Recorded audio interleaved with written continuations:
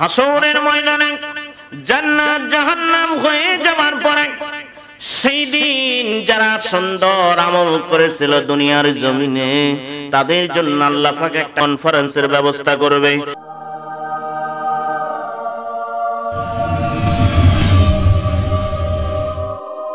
ওই জান্নাতের মধ্যে এত বড় একটা কনসার্ট করবে, ওই কনসার্টের ভিতরে যত নবী ছিল, আম্বে একরাম ছিল, আলেমরা যাবে। ওই কনসার্টের ভিতরে যত মুমিন বান্দা আছে, জান্নাতের কনসার্টের ভিতরে তাদের আমন্ত্রণ জানানো হবে।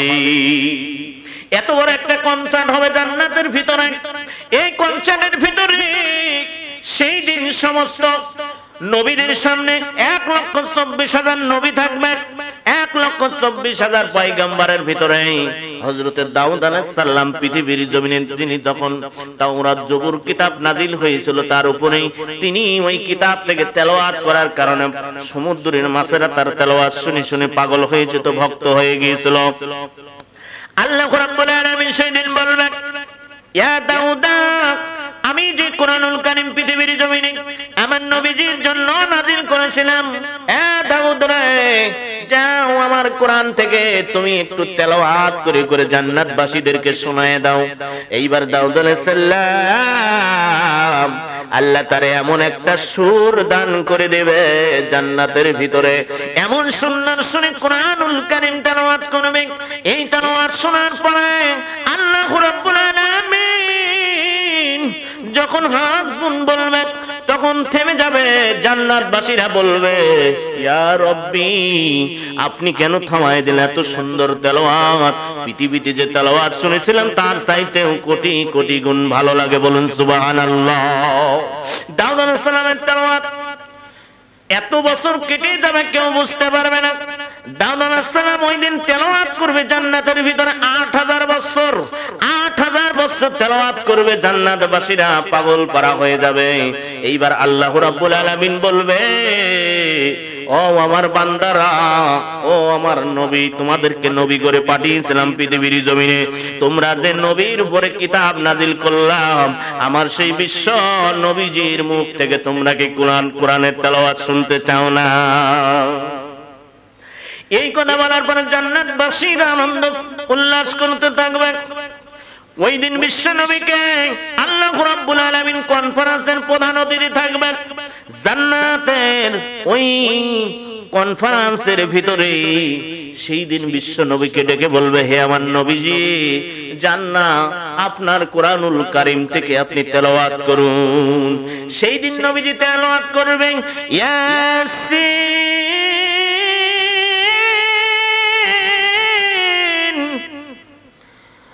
ওয়াল কুরআনিল হাকীম।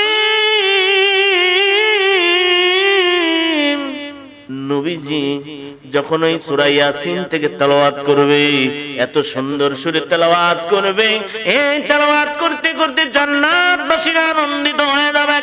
আনন্দ হওয়ার পরে বিশ্ব নবীজির তেলাওয়াত যখন আল্লাহ রাব্বুল আলামিন হাসবুন বলবে, হাসবুন বলার সঙ্গে সঙ্গে সব জান্নাতীরা উল্লাস করা শুরু করে দিবে।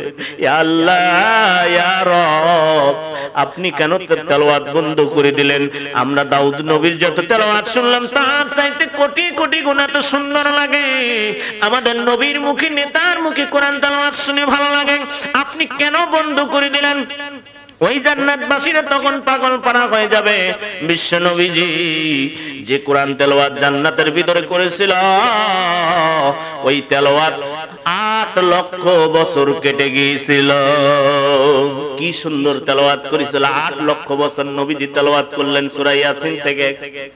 এরপর আল্লাহ রাব্বুল আলামিন বলবেন, হে আমার বান্দারা, তোমাদেরকে আমি যে ওয়াদা দিয়েছিলাম, ইন্নাকা লা তুখলিফুল মিয়াদ, আমি যে ওয়াদা দিয়েছিলাম ওয়াদা রেখে তোমাদেরকে জান্নাতের গ্যারান্টি দিয়েছি, জান্নাত দিয়েছি। কিন্তু আমি যে কোরআন, তোমরা যে কোরআনের তেলাওয়াত শুনলে, এই কোরআনুল কারীম যিনি লিখেছে, অনুবাদ করেছে, তোমরা কি তার মুখ থেকে শুনতে চাও না? সেই দিন জান্নাতবাসীরা এত আনন্দিত হয়ে যায়, যিনি কোরআনের লেখক, যিনি কোরআন অনুবাদন করেছেন, যিনি লিখেছেন, রবের মুখ থেকে কোরআনের তেলাওয়াত শুনলে কেমন লাগবে জান্নাতের কনসার্টে। এত বড় কনসার্ট হবে সেই দিন। আল্লাহ রাব্বুল আলামিন সেই দিন কনসার্টের ভিতরে প্রধান অতিথি হয়ে তার কোরআনুল কারীম থেকে তেলাওয়াত শুরু করে দিবে সূরা আর রহমান। আর রহমান, সেই দিন আল্লাহ রাব্বুল আলামিন সূরা রহমান থেকে এত সুন্দর সুরে তেলাওয়াত করবে, জান্নাতবাসীরা পাগল হয়ে যাবে। জান্নাতের মানুষগুলো এত তেলা হয়ে যাবে, আমার রবের মুখের তেলাওয়াত শুনে সব মানুষগুলো পাগল হয়ে যাবে। এমন তেলাওয়াত শুনি নাই। যিনি কোরআন লিখেছেন, কোরআনের অনুবাদক আমাদের রব, সে আল্লাহ, তিনি কোরআন তেলাওয়াত করে করে সেই দিন শোনাবে। লা ইলাহা ইল্লাল্লাহ।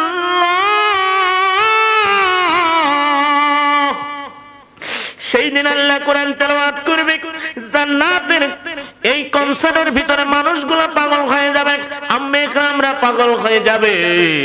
আল্লাহ যখন কোরআন তেলাওয়াত বন্ধ করে দিয়ে দিবে, এই কোরআন তেলাওয়াত বন্ধ করার পরে জান্নাতবাসীরা ঢুলতে থাকবে, কি তেলাওয়াত শুনলাম, মাতোয়ারা হয়ে যাবে। কি সুন্দর তেলাওয়াত! জান্নাতবাসীরা পাগল পারা হবে।